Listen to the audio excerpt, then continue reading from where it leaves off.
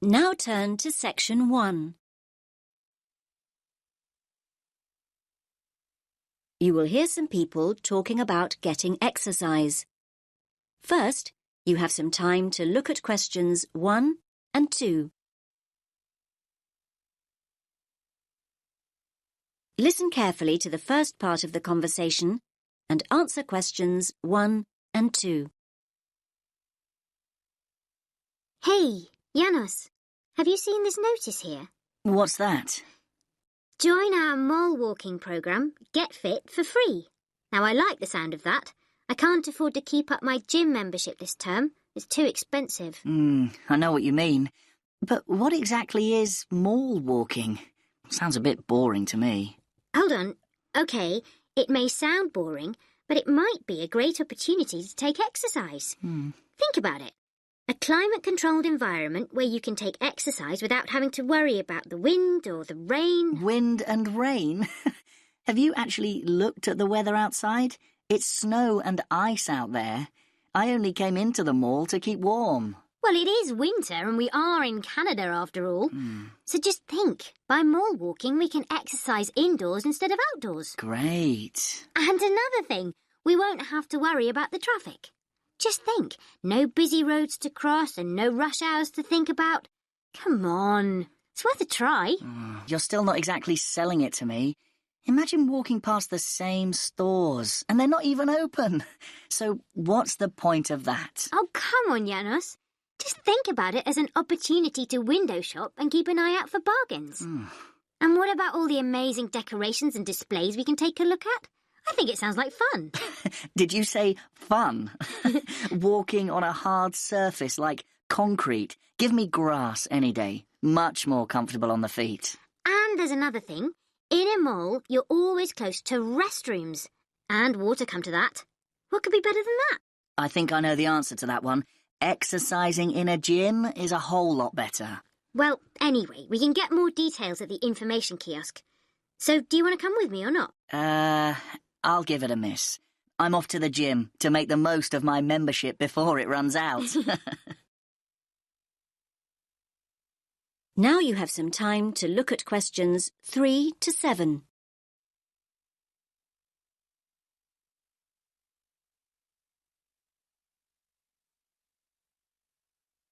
Now listen to the next part of the conversation and answer questions 3 to 7.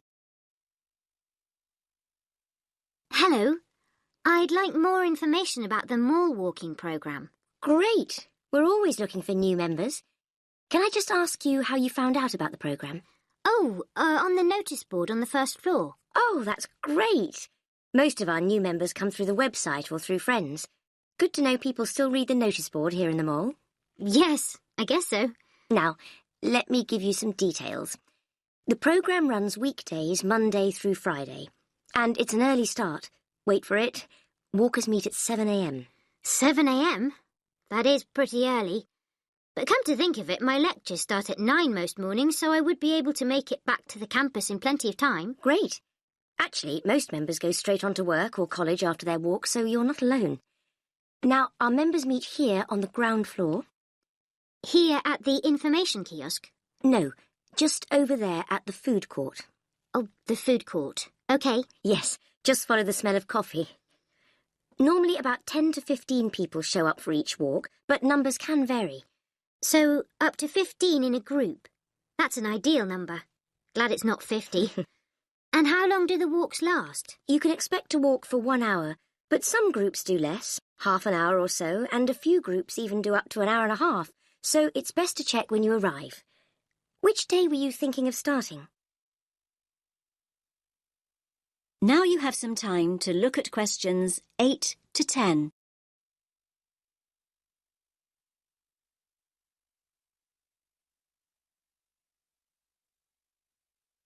Now listen to the rest of the conversation and answer questions 8 to 10. Well, next Monday would work for me. Morning lectures have been cancelled, so I would have plenty of time. Monday the 4th of February? Yes, that's right. OK. So let's get your details. Can you give me your full name? Anya Karchevskaya. Can you spell your surname, please? Yes. K-A-R-C-H-E-V-S-K-A-Y-A. Marchevskaya. And your address? Apartment 12, 2 Burlington Street. And a contact telephone number? 0757 634 5003. I'll just read that back. 0757 634 5003. Yes. Oh, by the way, new members receive a free gift when they join, and it's a much better gift than last year. We gave people badges, but they tended to lose them, and more recently we provided visors instead, but they weren't very popular. So this year we're giving new members T-shirts. That's great. What colour? Yellow. I've got plenty in stock, so you can collect yours on Monday. Thanks a lot. That is the end of section 1. You now have half a minute to check your answers.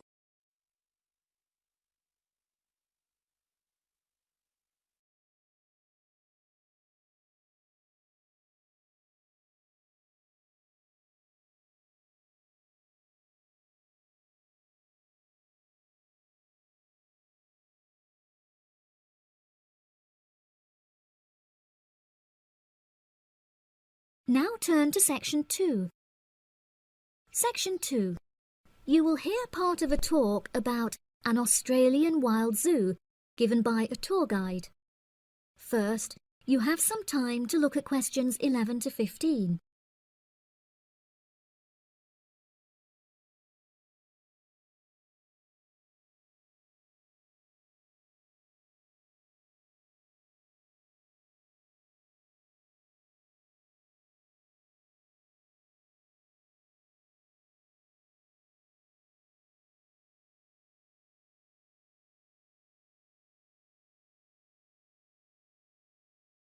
Now listen carefully and answer questions 11 to 15. Good morning everybody and welcome to the Australian Wild Zoo. I would like to start by introducing you to the new features that we have added to our zoo in the recent renovation. Being the only zoo in the area, we receive thousands of visitors a year. We found that this huge footfall was too demanding for the facilities that we were able to provide. And so we decided to expand ourselves in order to give every visitor a brilliant and exciting experience. We initially intended to build a new dog walking area. However, we felt that the zoo should cater only to exotic animals. During our previous renovation, we expanded the exhibition centre, and so we felt that this time the zoo would benefit most from introducing a new batch of animals. So visitors can now see a whole range of new additions at the Australian Wild Zoo, including lions and bears. With this huge improvement to our facilities, we also found it necessary to change our regulations, which we put into action in June. We now allow visitors access to the zoo during weekdays, and as some of our newly added animals are nocturnal, guests may also now visit the animals late at night. Unfortunately, some visitors had started feeding the animals during these late-night viewing times, which disrupted their feeding pattern, and as a result, we had to ban food in the viewing areas. One of our most exciting additions to the zoo is our native kangaroo, who we have named Frisbee. For a fee of just $5, visitors can have their photo taken with him and have it printed onto a selection of items such as keyrings and mugs. At first, visitors were also allowed to feed Frisbee items that we provided, such as carrots and leaves. However, some guests started feeding him hamburgers and chips, so we were forced to forbid visitors from feeding him. As kangaroos are such calm animals, Frisbee isn't disturbed by the noises and shouting of visitors at the zoo, which has helped him to settle in at his new home very quickly. The Pie Dog Zone has been permanently closed throughout the winter period, to allow the dogs to hibernate as they would in their natural habitat. We were very excited to be reopening the zone. However, unfortunately, we have been forced to close it temporarily as the result of a broken fence, which will take about 1 week to fix. We were intending to renovate the zone with the other construction that we were undertaking, but unfortunately, we did not have sufficient funds. We understand that this temporary closure may disappoint our visitors, and so we have decided to offer a discounted price on our tickets for the next week. If you ask at the reception desk, they will happily direct you to the photo shop where you can purchase the ticket. The ticket will also entitle you to a 10% discount off any item in our gift shop, where we sell a range of items including postcards and fluffy toys. Before you hear the rest of the talk, you have some time to look at questions 16 to 20.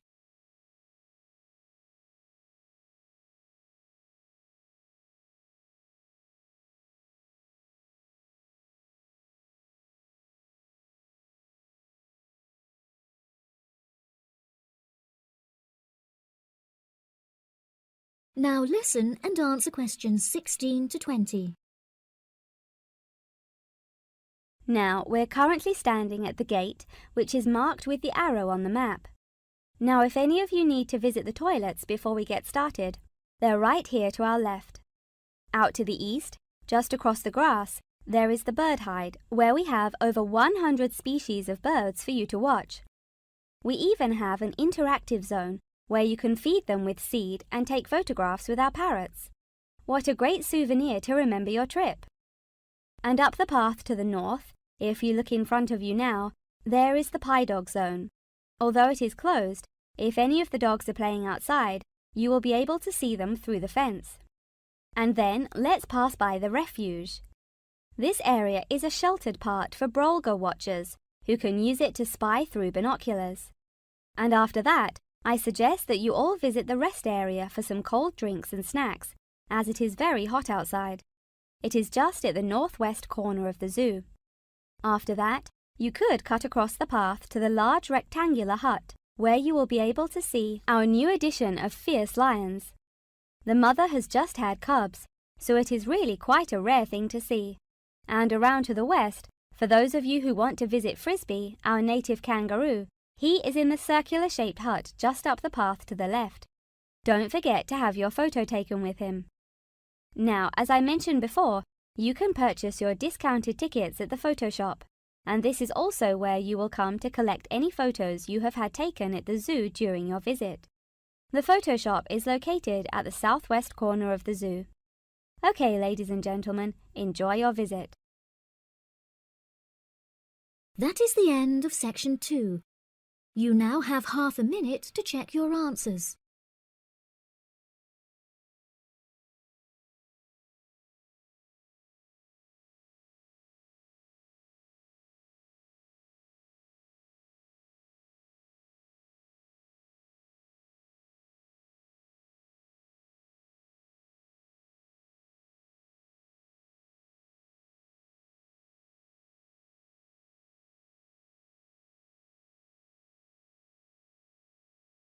Now turn to section 3 of your listening question booklet.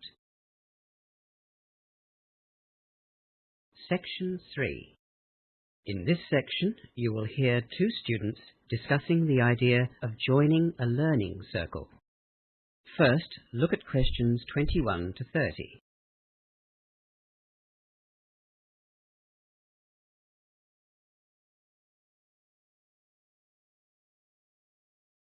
Now listen to the discussion and answer questions 21 to 30. What's the reason for the learning circle you've set up, Hamish? Well, it wasn't my idea. The economics tutor suggested it, actually. He said that it's a good way to make sure you put in the time needed for a particular subject. But for me, well, I thought that studying in a group like that would give me some incentive to study. I really need a reason to learn, you know, motivation. Especially in economics. Well, I guess study groups can give you discipline and motivation. They're both useful, but my biggest problem is that I'm finding economics quite difficult. I think I need extra help just to understand the material. A learning circle could help. I was thinking of even getting a private tutor. Private tutors can be expensive. You're welcome to join us, and it won't cost you anything. Every week, we're going to begin the session with problems and questions from material that we've been given in the lecture. We want the learning circle to be practical and worthwhile, so that we all help each other to do well. Do you think the others in the group would mind if I joined as well? Of course not. There are only 5 of us, and you know us all. Well, I've been researching some past exam papers, so I'd be happy to contribute those to the circle if I join. One of the others suggested doing that too. He thought that we should try and identify any trends or common questions that were included in the past papers, and that way we could prepare a little better for the final exam. Yeah, that's what I was thinking. In fact, I've already started looking at last year's exams. Great. We're also going to hold mock tutorials, so we can practice our presentations on a smaller group before we have to do the real thing. I am so worried about that. I'm dreading that first presentation. I've never done any kind of public speaking before. Well, you're not alone. I think we're all pretty nervous about it, but we're hoping that the mocks will give us all a bit of confidence for the real tutorial. We don't want the group to be competitive, just collaborative. You know, working together and helping each other. It sounds like you've really thought the learning circle idea through. You seem well planned. It's just that when we all met last week to discuss the idea, we all had a list of objectives.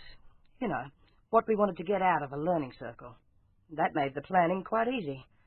Look, why don't you come next week to our first circle, and you can see if it's what you're looking for. If not, well, you won't have lost anything, and you can always organise a tutor for yourself afterwards. Yeah, I think I will. When and where are you going to meet? Our inaugural meeting of the circle is on Thursday evening, from 6 to 8 in Ryan Hall. Okay, I'll be there. We plan to talk about any material that we've had trouble with from the lecture first, and then we thought we'd talk about our individual learning styles. Even though we all know each other as friends, we thought that because it'll be our first time together as a study group, it might be useful. I'm not exactly sure what my learning style is. Give it some thought during the week, and try to notice how you study. Some people summarize everything or rewrite lecture notes every week. Others like to highlight the important points or group similar bits of information together. People like me, well, I have to read material at least 3 times before I can really comprehend it. Really? I'm a writer, I guess.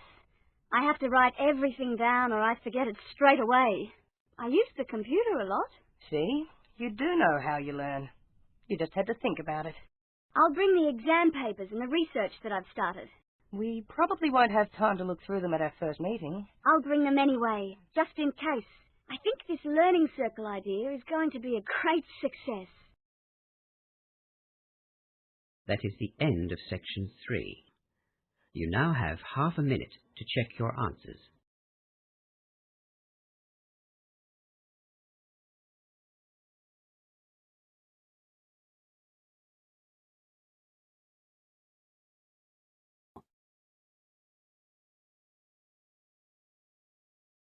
Section 4. You will hear a historian giving a presentation about techniques to identify the origin of handwritten books from the Middle Ages. First, you have some time to look at questions 31 to 40.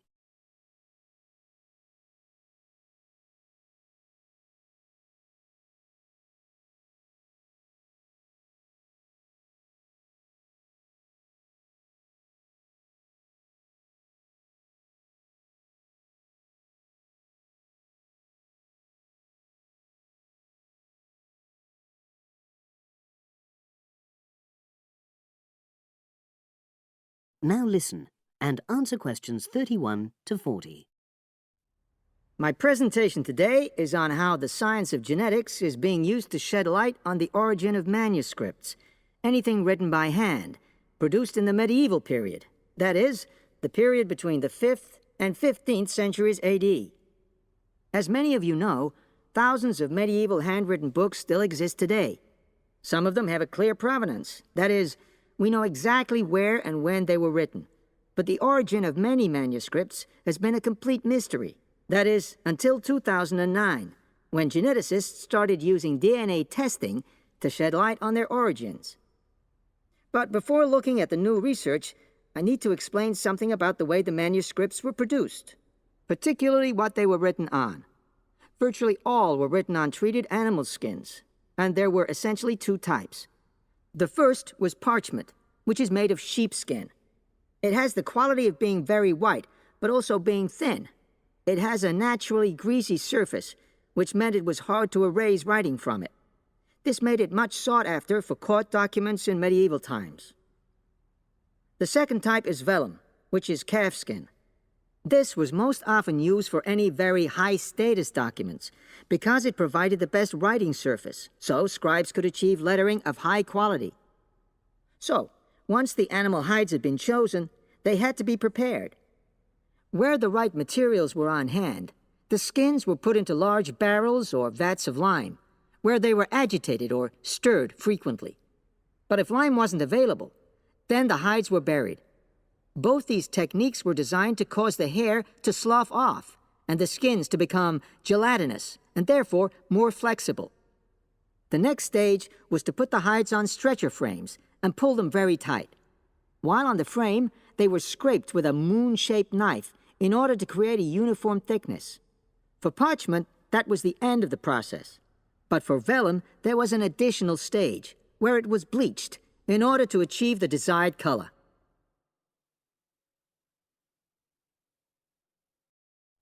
So, what does all this preparation mean for the quest to identify the origins of mystery manuscripts? Well, until recently, the only way historians and other academics were able to guess at origins was either through the analysis of the handwriting style or from the dialect in which the piece was written. But these techniques have proven unreliable for a number of reasons. It was thus decided to try to look at the problem from a different angle, to start from what is known, that is, the small number of manuscripts whose origins we do already know. Because these parchments and vellum are both made from animal hides, it was possible to subject them to DNA testing and to identify the genetic markers for the date and location of production. From this was created what is known as a baseline. The next stage was to test the mystery manuscripts, finding their DNA characteristics, and then making comparisons between the known and the mystery scripts. Genetic similarities and differences enabled the scientists to gain more information about the origins of the many manuscripts we had known virtually nothing about up to that point. Now you might ask, what are the potential uses of this new information? Well, obviously, it can shed light on the origin of individual books and manuscripts. But that's not all. It can also shed light on the evolution of the whole of the manuscript production industry in medieval times. And because that was such a thriving business, involving very large-scale movements right across the globe, the new data in turn help historians establish which trade routes were in operation during the whole millennium. Now, if anyone has any questions... That is the end of section 4.